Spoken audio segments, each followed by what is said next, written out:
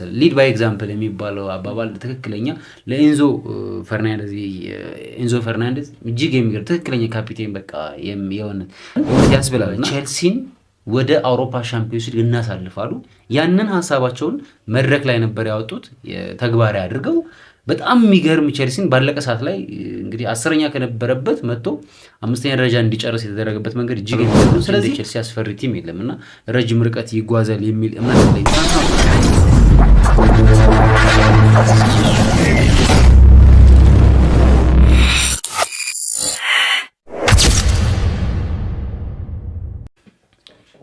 ሰላም እንዴት ናችሁ? የዩቲዩብ ፋሚሊዎቻችን ሰላማችሁ ባላችሁበት ብዝት ይበልልን።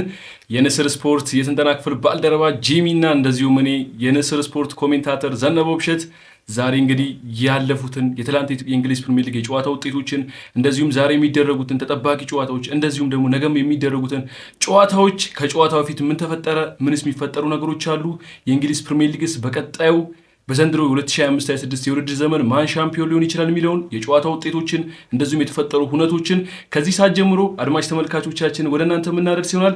እናንተም አብራችሁ እንድትቆዩ በአክብሮት እንጋብዛለን። የእንግሊዝ ፕሪሚየር ሊግስ የ2025-26 ሻምፒዮን ማን ይሆናል ግምታችሁንም እንድታደርሱን በአክብሮት እንጋብዛለን። የእንግሊዝ ፕሪሚየር ሊግ 12ኛ ሳምንት ትናንትና በተደረጉ ጨዋታዎች ነው የተጀመረው። ተርፍ ሙር ላይ በርንሌይ ከቼልሲ ባደረጉ ጨዋታ ነበር ጨዋታው የተጀመረው። ቼልሲዎች 2-0 በሆነ ውጤት ማሸነፍ ችለዋል። እንደዚሁም 11 ሰዓት ላይ በርከት ያሉ ጨዋታዎች ነበር የተደረጉት። ወልቭስ ከክሪስታል ፓላስ 2-0 አሸንፏል። እንደዚሁም ዛሬ በስፋት የምናነሳለት ሊቨርፑልም በኖቲንጋም ፎረስት 3-0 ተሸንፏል። ፉላም ሰንደርላንድን 1-0፣ ብራይተን ብሬንትፎርድን 2-1፣ እንደዚሁም ቦርንሞስ ከዌስትሃም 2-2 ተጠናቋል። ምሽቱ 2 ሰዓት ተኩል የተደረገውና እጅግ በጣም አስገራሚና አስደናቂን ድባብ የተመለከትንበት የሴንት ጄምስ ፓርኩ የኒካስል ዩናይትድና የማንቸስተር ሲቲም ጨዋታ በኒካስል ዩናይትድ 2-1 በሆነ አሸናፊነት ተጠናቋል። የትናንት ጨዋታ ውጤቶች ይህንኑ የሚመስሉት ከ9 ሰዓት ተኩል ጨዋታ ጅማሩን አድርግ በተለይ በርንሌይ ከቼልሲ ባደረጉ ጨዋታ ነበር እንግሊዝ ፕሪሚየር ሊግ ጅማሩን ያደረገው። የኤንዞ ማሬስካው ቼልሲ እንግዲህ ሳይጠበቅ በፕሪሚየር ሊግ አሁን 2ኛ ደረጃ ላይ ተቀምጧል። ይባስ ብሎም ማንቸስተር ሲቲ እና እንደዚሁም ሊቨርፑልም ተሸንፈውለት የኤንዞ ማሬስካው ቼልሲ እንግዲህ ሳይጠበቅ 2ኛ ደረጃ ላይ ተቀምጧል። ስለ ቼልሲ እስቲ አንድ አጠር ያለ ነገሮችን እናንሳና ጄሚ በቀጣይም ወደ ሊቨርፑል የምናምር ይሆናል። በመጀመሪያ ግን እንኳን ደህና መጣ ጄሚ። እንኳን ደህና ጠብቀኝ ዜዶ። ሰላም ነው። አመሰግናለሁ። በጣም አመሰግነው። በርንሌይ ከቼልሲ ያደረጉት ጨዋታ እንግዲህ ትናንትና 9 ሰዓት ተኩል የተደረገ ጨዋታ ነበር። ቼልሲ 2-0 አሸንፏል። የኤንዞ ማሬስካውን ቼልሲ እንዴት ተመለከትከው? በተለይ ትናንትናም ሳይጠበቅ ነበር ያው ያሸንፋል ተብሎ ተጠብቆ ነበርና ያለበት ደረጃ ግን ብዙዎቹ ከጠበቁበት በላይ የሆነ ደረጃ ላይ ነው የሚገኘው ኤንዞ ማሬስካው ቼልሲ እና ቼልሲን እንዴት ተመለከትከው ጄሚ? ቆንጆ ጨዋታ ነበር ያስመለከተን። በነገራችን ላይ ቼልሲ አሁን ትክክለኛ ፎርም ላይ ያለ ቲም ይመስለኛል። ሰዎች እንደ መጀመሪያው አካባቢ ላይ መንገጫገጭ ወይም ደግሞ በርካታ ስኳድ ካለው ቲም መካከል አንዱ ቼልሲ ነው። በወጣቶች የተደራጀ ነው። አቬሬጅ እድሜያቸውን እንኳን ስንመለከት ወደ ለምሳሌ ትናንትና ከብራይተን ጋር ከበርንሌይ ጋር በተገናኙበት ወቅት 24.6 ዓመት በአቬሬጅ ነው ያላቸው እና ምን ያክል በወጣት ቲም የተመሰረተ እንደሆነ ያየንበት ቲም ነው። በአጠቃላይ ግን በውድድር ሲዝኑ በዘንድሮ ዓመት ከዛ ከደካማ አቋሙ ተነስቶ የተሻሻለ ፎርም ላይ የነበረበትን ቼልሲ እየተመለከት ነው። በአውሮፓ ሻምፒዮንስ ሊግም ጥሩ የሚባል ውጤቶችን ይዞ መጥቷል ማለት ነው። ማለት መቼ የተሸነፈው ካልከኝ ቼልሲ በጣም ቆይቷል። ስለዚህ አሁን ላይ ትክክለኛው ነው በዩናይትድ ብቻ ነው በማንቸስተር ዩናይትድ ነው የተሸነፈው በ6ኛ ሳምንት በእንግሊዝ ፕሪሚየር ሊግ ማለት ነው። ከዛ ውጭ ያሉትን ነጥቦችን እየሰበሰበ የመጣበት መንገድ አለና አሁን ላይ ትክክለኛ ፎርም ላይ ነው ያለው የሚል እምነት አለኝ። የትናንትናው ጨዋታ ተርፍ ሞር ላይ በጣም ከባድ ፈተና ነበር የሚገጥመው። በእርግጥ ማንቸስተር ሲቲም ሲያሸንፍ እኮ ተርፍ ሞር ላይ 1-0 ነው ያሸንፈው። ከባድ የሚባል ነው። ሜዳው ላይ ራሱ ተጋጣሚያቸውን በሰፊ ውጤት በትንሽ በጠባብ ውጤት ቢሸነፉም አስቸጋሪ ሜዳ ነው እና በርንሌዮች አደሳዳጊ ናቸው። ዘንድሮ እንግዲህ መልሰው እንዳይወርዱ የሚሰጋበት ነገር አለ።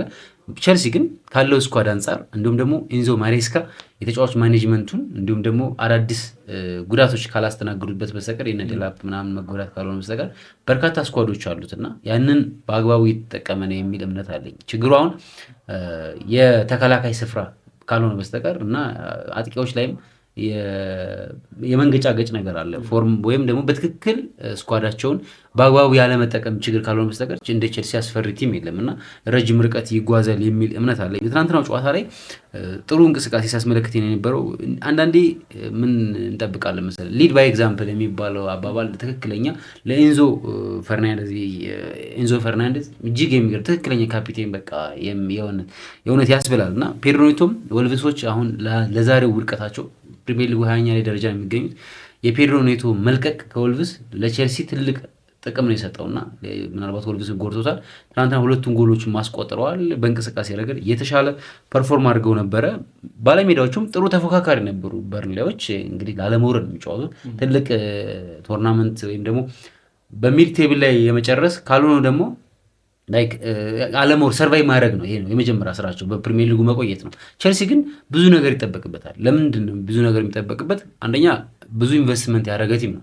ሁለተኛ መሸጥም መለወጥም ችግር የለም። በቼልሲ ቤት ያላለፈ ብዙ ተጫዋች ነው ያለው። በርካታ ተጫዋቾች ቼልሲ ቤት መጥተው ሂደዋል። ሲቀጥል የአምና የዓለም ክለቦች ዋንጫ አሸናፊ ነበር። ፓሪስ ሰን ጀርመንን እንደዛ አድርጎታል። አሁን ችግሩ ምንድን ነው? የኮል ፓልመር መጎዳት ብቻ ካልሆነ በስተቀር የአውሮፓ ሻምፒዮንስ ሊግም ብዙ ርቀት መሄድ ይጠበቅበታል። በፕሪሚየር ሊጉም አምና 5ኛ ደረጃ ይዞ አጠናቆ ወደ ሻምፒዮንስ ሊግ ሄዷል። እሱ በጣም ጥሩ ነው። እሱን ያደረገበት መንገድ ግን እጅግ የሚገርም ነው። ኤንዞ ማሬስካ እመለስበታል። ወደ አሁኑ ፖይንት ላይ ምንድን ነው ያደረገው? ሙሉ ስታፉን ነው የሰራተኛውን ስታንፎርድ ብሪጅ የሚሰሩትን ጽዳት ሳይቀር ሙሉውን ተባብረን ቼልሲን ወደ አውሮፓ ሻምፒዮንስ ሊግ እናሳልፋሉ። ያንን ሀሳባቸውን መድረክ ላይ ነበር ያወጡት፣ ተግባራዊ አድርገው በጣም የሚገርም ቼልሲን ባለቀ ሰዓት ላይ እንግዲህ 10ኛ ከነበረበት መጥቶ 5ኛ ደረጃ እንዲጨርስ የተደረገበት መንገድ እጅግ የሚገርም ነው። ስለዚህ አሁን ላይ በታሪክ አውሮፓ ሻምፒዮንስ ሊግን፣ ዩሮፓ ሊግን፣ ኮንፈረንስ ሊግን ያነሳ የመጀመሪያው ክለብ ሆኗል። ስለዚህ አምና 2 ዋንጫ ነው ያነሱት ኤንዞ ማሬስካ። አይጠበቅባቸውም ነበር ዋንጫ ማንሳት ማለት ግዴታው ላይ ገቡ ይችላሉ። በመጀመሪያ እና አላማቸው ኤዲቦይ አላማቸው የቼልሲ ባለሀብቱ ሻምፒዮንስ ሊግ መሳተፍ ነበር። ያንን ግን የተለየ አድርገውት የዓለም ክለቦች ዋንጫ ምክንያቱም በአውሮፓ ሻምፒዮንስ ሊግ ስላነሳ በ4 ዓመት ውስጥ ባገኘው ውጤት ነው የዓለም ክለቦች ዋንጫ የምገባው እና የአውሮፓ ሻምፒዮንስ ሊግ አንስተውም ስለነበረ በቶማስ ቱሄል የአውሮፓ ሻምፒዮንስ ሊግን ስፖርት ስለነበራቸው የዓለም ክለቦች ዋንጫን ፓሪስ ሰን ጀርመንን እንደዛ አድርገው ዱቄት አድርገው ማለት ይቻላል 3-4 አሸንፈው ዋንጫውን ከፍ አድርገው አነሱ። የኮንፈረንስ ሊግን ማነሱ የአውሮፓ ሻምፒዮንስ ሊግ ተሳተፉ። ምርጥ ጊዜ ነበር ያሳለፉት። ቀጣይ 3-4 ዓመታት እጅግ አስፈሪ የሚባለውን ቲም መስራት እየቻሉ ነው ያሉት። ምናልባት ከፎርሜሽን አንጻር ከምናምን ወይም ደግሞ ተጫዋች ማኔጅመንት ካልሆነ በስተቀር በጣም ጥሩ ነው። ስለዚህ አሁን ላይ ቼልሲ ጥሩ የሚባል ፎርም ላይ ነው ያሉት። ለፕሪሚየር ሊጉ ተፎካካሪነታቸው ትክክለኛ ቦታቸው ላይ እንደሚገኙ ያሳዩበት እንቅስቃሴ ነው። 2-0 ተገቢ ነው ብዬ አሪፍ ሀሳብ። በተለይ ቼልሲ ላይ ያው ብዙ የሚነሱ ነገሮች አሉ እንዳልኩ አንተ የሚያነሳቸው ነገሮች አሉና ቼልሲ ያው የሚያስደንቅ ነገር አሁን ያለበትም ደረጃ ያው ቅድም እንደነገርኩ ብዙዎቹ ያልጠበቁበት ደረጃ ላይ ነው የሚገኘው። 2ኛ ደረጃ ላይ ነው የሚገኘው። ያሸነፈው ደግሞ በርንሌ ነው። በርንሌ ቅድም ስታነሳለት ነበር በጣም ትልልቅ ክለቦች የሚፈትን አይነት ክለብ ነው። አርሰናልም እዚሁ ተርፍ ሙር ላይ መጥቶ እንዴት ተቸግሮ እንዳሸነፈው ቅርብ ጊዜ ትውስታ ነውና ቼልሲ አሁን ከአርሰናል በ3 ነጥብ በ23 ነጥብ እንግዲህ 2ኛ ደረጃ ላይ ተቀምጧል። አርሰናል 1ኛ ደረጃ ላይ ያለውና አንድ ጨዋታ ዛሬ ሰሜን ለንደን ደርቢም ጨዋታ ስላለ ቼልሲ ያው ከአምናም ጀምሮ ችግሮች ነበሩበት አይደል? በተለይ ቼልሲ ላይ ኢንዞ ማሬስካ ከመጡ ጀምሮ ብዙ ሲወራ የነበረው ነገር ሊደር የሆነ ተከላካይ የለውም፣ ሊደር የሆነ ሴንተር ባክ ክለቡ ያስፈልጋል። እንደነ ጆን ቴሪ አሁን ቲያጎ ሲልቫ መጥቶ ምን ያህል እነ ሊቫይ ኮልዌል ላይ ሰርቶ እነ ትሬቨን ቻሎባ እንዴት በሚገባ ማኔጅ አድርጎ አልፎ ሄደ ተጫዋች ነውና ቼልሲ ቤት ያው ሊደር የሆነ ተከላካይ መምጣት አለበት ሲባል ብዙ ሲጠበቅ በስተመጨረሻም ክለቡ ያስፈረመው ወጣቱን ጆሬል ሃቶን ነው ከአያክስ ያስፈረመውና ቼልሲ ላይ ቶሲንም ያው የተወሰነ ልምድ አለው በማንቸስተር ሲቲ በፉላም ማለፍ የቻለ ተጫዋች ነውና ሞር ቼልሲ ላይ አሁንም ሊደር ተከላካይ ያስፈልጋል ብዬ በግሌ ያስባለሁ። ሊቫይ ኮልዌል ጉዳት ላይ ነው፣ እሱ ድንቅ የሆነ ተጫዋች ነው ብዬ አስባለሁ። በተለይ በቼልሲ ሴንተር ባኮች ውስጥ ለይተህ የምታወጣው አይነት ሊቫይ ኮልዌል ነው። ሰሞኑን ደግሞ በተለይ ዘንድሮ ላይ ደግሞ ከአምና ካስታወስ ከአምና ከጥር የዝውውር መስኮት በኋላ ያመጡትን ይሻሻላል የሚል እምነት አለን ማለት ነው። እንግዲህ ሌላው ጨዋታ ክሪስታል ፓላስ ከወልቭስ ነው። ወልቭስ በጣም እጅግ የሚገርም አሳዛኝ ጊዜ እያስመለከተን የሚገኘው አዲስ አሰልጣኝ ቢቀጥርም የቀድሞ የአምናውን እንግዲህ የልብ ምት የነበረውን ማቲያስ ኩኛን ከለቀቀ በኋላ እንዲሁም ኑሪን የመሳሰሉ ተጫዋቾች ከለቀቀ በኋላ አዳዲስ ተጫዋቾች ናቸው። በፕሪሚየር ሊጉ በርካታ ልምድ የሌላቸው ተጫዋቾች ናቸው አሁን ላይ ያሉት በወልቭስ ቤትና እጅግ አስጊ ቦታ ላይ የተንሸራተተ አወዳደቁም በጣም ከባድ። አንዳንድ ጊዜ ወደኋላ ስትወርቅ መነሻ የለም። በህይወትም ወደፊት ስትወርቅ የመነሳት እድል አለ። ስለዚህ አሁን የወልብስ አወዳደቁ እጅግ ከባድ ነው። ምናልባት አዲስ አሰልጣኝ የመጀመሪያ ጨዋታቸውን እንግዲህ በክሪስታል ፓላስ 2-0 ተሸንፈዋል። ክሪስታል ፓላሶችም እንግዲህ ከሊቨርፑልን በቃ የማንን በሊቨርፑል የበላይነት የወሰዱበት ጨዋታ ነበር እስከ ሁለተኛ ደረጃ ላይ እስካለፈው ጊዜ አሁንም አራተኛ ደረጃ ላይ ናቸው። ጥሩ ፎርም ላይ ነው የሚገኙ። 2-0 ያሸንፉበት ጨዋታ አለ። ቆንጆ ጨዋታ ይላል። ሌላው ኖቲንግሃም ከሊቨርፑል ሌላኛው ብዙም ያስወራን ጨዋታ ያው ማንሳት ይቻላል በአንፊልድ ሊቨርፑል ከኖቲንግሃም ፎረስት ያደረጉት ጨዋታ እንግዲህ በእንግዳዎቹ ኖቲንግሃም ፎረስቶች 3-0 አሸናፊነት ተጠናቋል። ሊቨርፑል ባለፉት 6 ተከታታይ ፕሪሚየር ሊግ ጨዋታዎች ጄሚ በ5 ተሸንፏል። ብቸኛ ድሉ ደግሞ ብቸኛ ድሉ አስቶን ቪላንና በሻምፒዮንስ ሊጉ 1-0 ሪያል ማድሪድን አሸነፈ። ወደ ሪት መጣ ሲባል ነበረ፣ ግን ያኛውን ውሸት እንደሆነ የተመለከትንበት ነው። ምክንያቱም በእንቅስቃሴ ረገድ ትናንትና መሐመድ ሳላ 300ኛ ጨዋታውን ያደረጉበት ነበረ። መሐመድ ሳላ እንግዲህ ረጅም ሪከርድ እየሰበረ ነው የሚገኘው በሊጉ ትልቅ ታሪኮችን እየፈጸመ ነው የሚገኘው። ይህን የሚያደርገው ሊቨርፑል ቤት ነው። እንደዚሁም ደግሞ አርነ ስሎት በፕሪሚየር ሊጉ 50ኛ ጨዋታቸውን ነበረ። ያን እንግዲህ በሽንፈት ረምርመዋል ማለት ነው። በባለፈው ጨዋታ በሲቲ 3-0 ተሸነፉ። አሁን ደግሞ በኖቲንግሃም ፎረስት በጫካዎቹ መንጥረዋቸዋል ማለት ነው። ጫካ ሲመነጠር ነበር የምናውቀው። ቀያዮቹን እንግዲህ መንጥረዋቸዋል። እንግዲህ 3-0 አሸንፈዋል።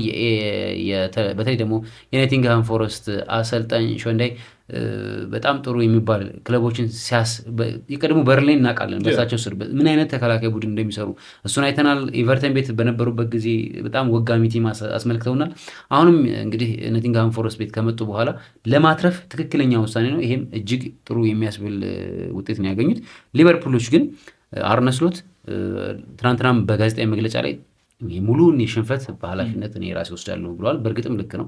የተጫዋች ማኔጅመንታቸው በተለይ መሐመድ ሳላና ትናንትና አሌክዛንደር አይዛክ በጣም የሚያስጠላ ጨዋታ ነው ያስመለከቱት። ማለት በነበረው 90 ደቂቃ ውስጥ ወይም ደግሞ ከተቀይረው እስኪወጡ ባይወጡ የሉም ማለት ይችላል። ሜዳ ውስጥ እያሉ የሌሉ ምንም አይነት ኮንትሪቢዩት ሳያደርጉ ደካማውን እንቅስቃሴ ያስመልክተውናልና በተለይ ደግሞ የኋላ መስመራቸው የተከላካይ ስፍራ እንደነ ኮናቴና ቨርጂል ቫን ዳይክ የጥምረት ትንሽ የደከመበት ሶቦዝላያን የባከነበት ምሽት ነው ያስመለከተን። ምክንያቱም ከተፈጥሮ ቦታው በቀኝ ክንፍ ተከላካይ በቀኝ ቦታ የተከላካይ ጀርሚ ፍሪምፖንግ ጉዳቱን ማንሳት እንችላለን። በጣም ጉዳት እያስቸገረው ያለ ተጫዋች ነውና ሊቨርፑል ቤት ያው ብዙ የሚነሱ ነገሮች አሉ። በተለይ ትናንቱም ጨዋታ ብዙ ያስነሳናል። ሊቨርፑል በአንፊልድ እኮ ቨርጂል ቫን ዳይክን ይዞ በርከት ላሉ አመታቶች ላይ እኮ በተከታታይ ክለቡ ተሸንፎ ያውቀው ነበር በጣም ለበርካታ ሲዝኖች። ግን ዘንድሮ ሊቨርፑል ቫን ዳይክን ይዞ እንግዲህ 2 ተከታታይ ጨዋታዎችን በአንድ ሲዝን ባለፈው በማንቸስተር ዩናይትድ እንደገና ደግሞ በኖቲንግሃም ፎረስት እንግዲህ ቨርጂል ቫን ዳይክን ሊቨርፑል ይዞ ማሸነፍ እንግዲህ መሸነፍ ማያውቀው የሊቨርፑልን ውድቀት የሚገልጽ ይመስለኛል። ጄሚ ዩናይትድ እኮ ከ9 ዓመት በኋላ በአንፊልድ ሲያሸንፈው ትልልቅ ታሪኮች ናቸው በደካማ በነበረበት ሰዓትም እንኳን። ስለዚህ እንግዲህ አርነ ስሎት ትክክለኛ ፈተናቸውን እያዩ ነው። ምክንያቱም እንግዲህ ከዚህ በፊት አምና በነበረው የፕሪሚየር ሊግ ሻምፒዮን እንደሆኑ ይታወቃሉ። ያንን ሲያሸንፉ ግን የጀርገን ክሎፕ እጅ አሉበት ሙሉ በሙሉ ተጫዋቹ ማለት ይቻላል። አስተጫዋቱ፣ ማስተላለፍ፣ ኤቭሪቲንግ የጀርገን ክሎፕ ስታይል ነው። አሁን የራሳቸው አይደንቲቲ፣ የራሳቸው ታክቲክ፣ የራሳቸው ፎርሜሽን፣ የራሳቸው ጌም ፕላን የተጫዋች ማኔጅመንት የሚታይበት ነውና አሁን ፈተናዎቹ ሁሉ ይይዙ። አዳዲስ ዝውውሮቹ እጅግ አጨቃጫቂ ነበሩ። የአሌክሳንደር አይዛክ ፍሬንት በጣም ጥሩ ተጫዋች ነው። ኤኪቴኬ የተሻለ እንግዲህ እንቅስቃሴ ያስመለከተ ነው የሚገኘው ከለንሳሳረ በተለይ ደግሞ አጥቂዎቹ ያለ መግባባት ወይም አዳዲስ ተጫዋቾቹ ፎርም ያለ ማግኘት እንደዚሁም ደግሞ አዲስ የተገዙ ተጫዋቾችን በጉዳት ለምሳሌ ፍሪምበርግ መጎዳቱ የቀኝ ፉልባኩን ወይም ደግሞ በቀኝ በኩል የተከላካይ ስፍራው ደካማ እንደሆነ ያስመለክተናል። ኬርኬዝ ገና ነው፣ ሮበርትሰንም አለ። የሁለቱ አማራጭ አላቸው እነሱ አሉ። ኩዌር ገና ነው ገና ታዲያ። በአጠቃላይ ግን ያው ሊቨርፑል ሴንተር ባኩ ላይ ችግርም እንዳለምጣው ኢብራሂማ ኮናቴም ፐርፎርማንስ ይመስለኛል በጣም መጀመሪያ ላይ ሊጉ ሲጀምር ድንቅ ነበሩ። የሊቨርፑልን ጀማሪ በሻምፒዮንስ ሊግ በፕሪሚየር ሊጉ እናስታውሳለን። በጣም አስደናቂ ፕሮግረስ ላይ ነበሩ። ግን በመሃል በተለይ ያቺ የክሪስታል ፓላስ ሽንፈት ነች አይደል ሁሉ ነገር የገለባበጠችው ሰለረስት ፓርክ ላይ ያቺ 2-1 ሊቨርፑል ከተሸነፈ በኋላ እንዲቀምስ አደረገው። ከዛ በኋላ ያ የማሸነፍ ሜንታሊቲ ያ የማሸነፍ ሞራላቸው ሊቨርፑል ላይ ወደቀ። እንደዚሁም ብዙ ነገሮችን ሊቨርፑል ላይ ታነሳለና በአጠቃላይ ግን ሊቨርፑል ትናንት ምሽት በአንፊልድ በኖቲንግሃም ፎረስት 3-0 በሆነ ውጤት ተሸንፈዋል። ሊቨርፑል 11ኛ ነው አይደል 11ኛ ማንቸስተር ገና ይጫወታል እንግዲህ በጎል ክፍያ ተበላልጦ ዩናይትድ 10ኛ ነው ያለው ሊቨርፑል 11ኛ። በዚህ ደረጃ ግን አወዳደቁ ያስፈራል። ለምን 5ኛ ሳምንት ድረስ ሊቨርፑል ቅድሚያ ግምቱን ያገኘ ሁላ ነበር 100% የማሸነፍ በኋላ እናወራበታለን እንጂ ቅድሚያ ግምት ሲያገኝ የነበረው 100% አሸንፎ 5-5 ከዛ ክሪስታል ፓላስ ካገኘው በኋላ እንዳለ ተንኮታኮተ እንጂ በዚህ ደረጃ ላይ አወዳደቃቸው እጅግ አስፈሪ ነው። ምናልባት አርነ ስሎት ይህንን ኃላፊነት ወስደው ወደ ነበረበት ታላቅነት ይመልሳል የሚል እምነት ያለን ይመስልናል። ዩቲዩብ ፋሚሊዎቻችን የተከታተላችሁን ስላላችሁ ከልብ እናመሰግናለን። ሌላኛው ጨዋታ ትላንት ምሽት የተደረገውና አስደናቂው አስገራሚው ጨዋታ እዚሁም በዩቲዩብ የሰራ ነው። እጅግ በጣም አስገራሚ የሆነው ጨዋታ ሰን ጄምስ ፓርክ ላይ ኒውካስል ዩናይትድ ከማንቸስተር ሲቲ ያገናኘው ጨዋታ ባለሜዳዎቹ ኒውካስሎች እጅግ በጣም የሚፈልጉት ከ3 ነጥብ በላይ ውድም የሆነችዋን 3 ነጥብ ኒውካስል ዩናይትዶች ማንቸስተር ሲቲን 2-1 በሆነ ውጤት ማሸነፍ ቻሉ።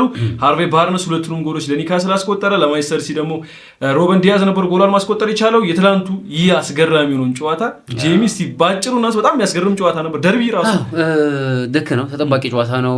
ፔፕ ጋርዲዮላ ለሻምፒዮን ፉክክር የሚያደርጉ ጨዋታ እንዲሁም ደግሞ በሁለት ጎራ ተከፍሎ ኒውካስል ዩናይትድ በአውሮፓ መድረክ የተሻለ እንቅስቃሴ የሚያስመለክተን በፕሪሚየር ሊጉ ደግሞ እጅግ ደካማውን እንቅስቃሴ ካላቸው ኢንቨስትመንት ካላቸው ባለሀብቱ አሁን በርካታ የሳውዲ ባለሀብት ከያዙ በኋላ ሀብታሙ ክለብ ነው። በአንዴ ብዙ ተጫዋቾችን መግዛት ስለማይችል ነው። ግን ህመሞች አሉበት። ህመሞች ምንድነው? ጉዳቶችን በተመለከተ ለምሳሌ ዊሳ ይህ ዲሞክራቲክ ኮንጎ ተጫዋች ዊሳ ከኖቲንግሃም ፎረስት ከመጣ በኋላ ምንም ጨዋታ አላደረገም። ትናንት ስንመለከተው ነበር። እንደዚህም ደግሞ ብሬንትፎርድ የመጣው ማለት ነው። ከኖቲንግሃም የመጣው ደግሞ አንቶኒ ኢላንጋ አልተሰለፈም። እነዚህ ተጫዋቾች ቢኖሩላቸው በጉዳት ተጫዋቾች ባይሰቃዩባቸው የተከላካይ ስፍራዎቹን ነበርን የመሳሰሉ ተጫዋቾች የሉም። ባልተሟላበት ጨዋታ ማንቸስተር ሲቲን የሚያክል ቲም አሸንፈ መምጣት ማለት በጣም እጅግ የሚገርም ነው። ለቀጣይም ጨዋታ የምታሸንፍበት ነው። የትናንትና የጎሉ ከተቆጠረች በኋላ የሰጡበት መልስ እጅግ የሚገርም ነው። ማንቸስተር ሲቲ በሮቢን ዲያዝ የአጥቂ ስፍራ ተጫዋች ነው የሚመስለው ያስቆጠረው ጎል እጅግ የሚገርም ነው። ከዛ በፊት ግን ሲያስወራን ብዙ ስናወራለት ነበር። አሽባን የሳታት ኳስ እጅግ አስደናቂ ማለት አስደናቂ ተጫዋች ነው። ከስተቱ ግን ታረሙ 2 ጎሎችን አስቆጥሮ አሸናፊ አድርጎ ወደ ቀጣይ ዙር እንግዲህ ያለፉበትን ደስታ ነው። ከኢንተርናሽናል ብሬክ በኋላ ኤዲሃው ሲወቀሱ ነበር። በዛ በነበራቸው ደረጃ መጨረሻ አካባቢ ላይ ነበሩ 16ኛ ደረጃ አካባቢ ላይ ነበሩና ያንን አሻሽሎ የነበረበት መንገድ ተመልክተናል። ትናንትና ግን ጨዋታው በአጠቃላይ አሽሊ ባርንስ ድንቁን ያመሸበት እንዲሁም ደግሞ ያለቀለት ኳስን ዶናሩማ ፊት ለፊት በተከላካይ ስህተት ያገኙትን እድል ዶናሩማ እንዴት አይነት ልምድ ያለው በረኛ መሆኑ ያስመለከተበት እንቅስቃሴ ተመልክተናል። አሽሊ ባርንስ የጨዋታ ኮከብ ሆኖ አምስተናል። ኤዲሃው ስንጠብቀው ነበር አለ። እንግዲህ አይ ቲንክ በጣም ደስተኛ የነበሩት እንግዲህ ፔፕ ጋርዲዮላን ማሸነፍ ነውና ትናንትና በኒውካስትል እንግዲህ 2-1 አሸናፊነት ተጠናቋል። ደረጃ ሰንጠረዡን ሲቲ እዛው ላይ 3ኛ ደረጃ ይዞ እንዲያጠናቅ አድርጎታል። በእርግጥ ሰሞኑን ያለው አቋም በጣም አስፈሪ ነበረ። በሻምፒዮንስ ሊግ ላይ ቦሩሲያ ዶርትሙንድ 4-1 አሸንፎ መጣ። ከዛ በኋላ ሊቨርፑልን 3-0 አሸንፎ ነው የመጣው። በተከታታይ በቃ ማንም አልነካውም ነበርና ጥሩ ፎርም ላይ ነው። እንደውም ለአርሰናል ስቲል አሁን የሚያስፈራው ቲም ነው። እሱን ያየንበት ውጤት ነውና ተጠባቂ ነው። በኒውካስትል 2-1 አሸናፊነት ተጠናቋል። ኒውካስትል በጣም አስገራሚ የሆነ ጨዋታ ነበር። ከ6 ዓመት በኋላ በነገራችን ላይ ያለፉት 6 ዓመታቶች ላይ በሰን ጄምስ ፓርክም በኢታድም ኒውካስትል ዩናይትድ ማንቸስተር ሲቲ ማሸነፍ አልቻለም ነበርና ከ6 ዓመት በኋላ የተገኘ አስፈላጊና እጅግ በጣም አስገራሚ የሆነ ድል ነው ኒውካስትል እና እጅግ በጣም አስገራሚ የሆነ ጨዋታን ትናንት ምሽት ተመለከተን። ኒውካስትል ማንቸስተር ሲቲን 2-1 በሆነ ውጤት ማሸነፍ ችሏል። እንደዚሁም ደግሞ ዛሬ የሚደረጉም ደግሞ በነገራችን ላይ ተመልካቾቻችን በጣም አስደናቂ አስገራሚ የሆኑ ጨዋታዎች ደግሞ አሉ። የነዛም ጨዋታዎች ምንድነው እስካላችሁን ደግሞ በእንግሊዝ ፕሪሚየር ሊግ የሰሜን ለንደን ደርቢ አስገራሚው አስደናቂ ብዙ ዝግቦች የሚያጡት የሰሜን ለንደን ደርቢ ምሽት 1 ሰዓት ተኩል ላይ አርሰናልን ከቶተንሃም ሆትስፐርስ በኤምሬትስ የሚያገናኘው ጨዋታ ተጠባቂ ጨዋታ ነው። ከዛ ቀደም ብሎም ሊድስ ዩናይትድ ከአስተን ቪላ የሚያደርጉት ጨዋታ ነው። የዕለተ ሰንበት የዕለተ እሑድ ጨዋታዎች የሚጀምሩት ከዛ ምሽት 1 ሰዓት ተኩል አርሰናል ከቶተንሃም ሆትስፐርስ ይገናኛሉ። በዚህ ጨዋታስ በተለይ አርሰናል ዘንድሮ እጅግ በጣም አስገራሚ ጊዜን እያሳለፈ ነው የሚገኘው። ከኢንተርናሽናል ብሬክ መልስ በፊት እናስታውሳለን ስታዲየም ኦፍ ዘ ላይት ላይ ከሰንደርላንድ ጋር ክለቡ 2-2 በሆነ ውጤት አጠናቆ ነው የተመለሰው። እጅግ በጣም አስገራሚ የሆነን ጨዋታ በዛ ጨዋታ ተመለከተን። ቶተንሃም ሆትስፐሮችም በቼልሲ ክለቡ ተሸንፎ ነበር የመጣው። ከዛ በኋላ ከማንቸስተር ዩናይትድ ጋር 2-2 አጠናቆ ነው የመጣውና እጅግ በጣም አስገራሚ የሆነን ጨዋታ ምንመለከት ይመስለኛል። ጄሚ ግን በዚህ አጋጣሚ እንድታነሳል የሚፈልገው ነገር አርሰናልና ቶተንሃም ሆትስፐርስ ኦፍ ዘ ማይክም ስናወራው ነበር። ቶተንሃም ከሜዳ ውጪ በሊጉ እጅግ በጣም አስገራሚ ጊዜን እያሳለፈ የሚገኝ ክለብ ነው። ባለፉት 6 ጨዋታዎች በ2 ብቻቸው ወጡ፣ 4ቱን አሸንፈዋል። በእንግሊዝ ፕሪሚየር ሊግ በዘንድሮ ውድድር ዘመን እንደ ቶተንሃም ሆትስፐርስ በሊጉ ከሜዳ ውጪ ብዙ ነጥብ የሰበሰበው ክለብ አርሰናል፣ ሁለቱም እኩል 13 ነጥብ ሰብስቧል። ያ ማለት አርሰናል 26 ነጥብ ሰብስቧል። 50% ከሜዳው ውጪ 50% በሜዳው ነው ማግኘት የቻለውና ቶተንሃም ሆትስፐርስ ደግሞ ከሜዳው ውጪ ዘንድሮ 13 ነጥቦችን ሰብስቧል። በሜዳው ደግሞ የሚያስገርመው 5 ነጥቦችን ብቻ ነው የሰበሰቡ። ይህ ማለት በሊጉ ክለቦች 18ኛ ደረጃ ያስቀምጠዋል። በርንሌ ራሱ ከቶተንሃም ሆትስፐርስ የተሻለ በሜዳው ነጥብ ሰብስቧልና የቶማስ ፍራንኩ ቶተንሃም ዘንድሮ በሜዳው የሚቀመስ አይደለም። ከሜዳው ውጪ ደግሞ እጅግ በጣም አስገራሚ ጊዜ ነው እያሳለፈ የሚገኘው። በዚህ ጨዋታ በዚህ ሰሜን ለንደን ደርቢ በዚህ ውዝግብ በማያተው አስገራሚ ጨዋታ ጄሚ ምን እንጠብቅ? ምንስ የሚፈጠር ይመስላል ጄሚ? ሁለቱ ሪቫይቨሎች ወይም ደግሞ ዓለማችን ላይ ትልቅ ደርቢ ከሚባሉት መካከል በእንግሊዝ ፕሪሚየር ሊግ ደረጃ ስንመለከተው ትልቁ ደርቢ ነው። ከማንቸስተር ከላንካሻየር ደርቢ ቀጥሎ ከመርሳይድ ደርቢ ቀጥሎ ማለት ይችላል እንደ ትልቁ ነው። ለንደን ውስጥ አሉ የሚባሉ ክለቦች መካከል እንግዲህ በተለይ ደግሞ ቶትንሃም ከአርሰናል ደርቢ ሊሆን ይችላል። ግን የቶትንሃም ከአርሰናል ብቻም ሳይሆን አርሰናል ከቼልሲም ደርቢ ነው። ለንደን ብዙ ክለቦች ናቸው ያሉ፣ ወደ 7 ክለቦች አሉ በፕሪሚየር ሊጉ የሚሳተፉ እና ፉልሃምን ጨምሮ በርካታ ናቸው። ነገር ግን የደርቢነት ስሜቱ ይሄ በጣም ትልቅ ነው። የቶትንሃምና አርሰናል ደርቢ ከድሮም ጀምሮ ነው። ከአርሰናል በላይ ሆኖ መጨረስ ለቶትንሃም ዋንጫ የመብላት ያክል ነው። ዋንጫ ማንሳቱን ከአርሰናል በላይ ሆኖ መጨረስ ለእነሱ ትልቅ ነገር ነው ያለው የደርቢው ስሜት ማለት ነው። ስለዚህ አሁን ይህ ጨዋታ ከድሮ የመጣ ደርቢ ነው። ፉክክር የሚበዛበት፣ ሽኩቻ የሚበዛበት፣ ጸቦችን የምንመለከትበት፣ ቀይ ካርድ የምንመለከትበት ነው። ከዚህ በፊት እንግዲህ 195ኛ ጨዋታ ነው የተደረገው። ዛሬ 196ኛ ጊዜ ነው የሚገናኙት በሁሉም ውድድሮች ማለት ነው፣ በሀገር ውስጥ በአጠቃላይ ማለት ነው በተገናኙበት። ስለዚህ እስካሁን ባለው እንግዲህ የበላይነቱን አርሰናሎች ናቸው። አርሰናል 81 ጊዜ ማሸነፍ ችሏል። 62ቱን ደግሞ ቶትንሃም አሸንፏል። 52 ጨዋታዎች በአቻ ነው የተጠናቀቁት። የሰሞኑኛ ወቅታቸው እንግዲህ ተቀራራቢ የሚባል ነው ለማለት ከባድ ነው። አርሰናል እጅግ አስፈሪ ተከላካይ ስፍራ ያለው፣ በማጥቃቱም በመከላከሉም ጥሩ ፎርም ላይ የሚገኝ ነው ያለው አርሰናል። የእሱ በአውሮፓም ደረጃ 12 ነጥቦችን ይዞ እየመራ ነው የሚገኘው። በፕሪሚየር ሊጉም 26 ነጥቦችን ይዞ የፕሪሚየር ሊጉ አናት ላይ ያለው። ቶትንሃም ግን ካለው የስኳድ ደብዝ አንጻር ጉዳት አሰቃይቶት ነው እንጂ ወደ 8 የሚሆኑ ተጫዋቾች ተጎድተውበታል። አርሰናልም ወደ 7 ወደ 10 የሚሆኑ እንደውም ወደ 10 ይጠጋሉ። አሁን ላይም የተመለሱ ተጫዋቾች ስላሉ ነው እንጂ በሁለቱም በኩል ጉዳት እያሰቃያቸው ነው የሚገኘው። በተለይ ደግሞ ዘንድሮ አርሰናል በርካታ ተጫዋቾች ተጎድተውበታል። እንደነ ኦዲጋርድ ረጅም ጊዜ ከሄቨርት የመሳሰሉ ማዶኬ በጣም ብዙ ናቸው። አሁን ደግሞ የተከላካይ ስፍራ ካላፊዮሪም እንደዚሁ ተጎድተዋል። ቲምበርም ተጎድተዋል። ጋብርኤል ማጋሪስ ተጎድተዋል። አምስትሪንግ እሱም በብሔራዊ ቡድን ላይ ባሳዩት ከሴኔጋል ፍሬንድሊ እሱም አለ። በነገራችን ላይ እሱም ባላ እንመለስበታለን። እነዚህ ጉዳቶች በጣም ብዙ ናቸው። በነ ቶማስ ፍራንክ በኩል ደግሞ እንደነ ጄምስ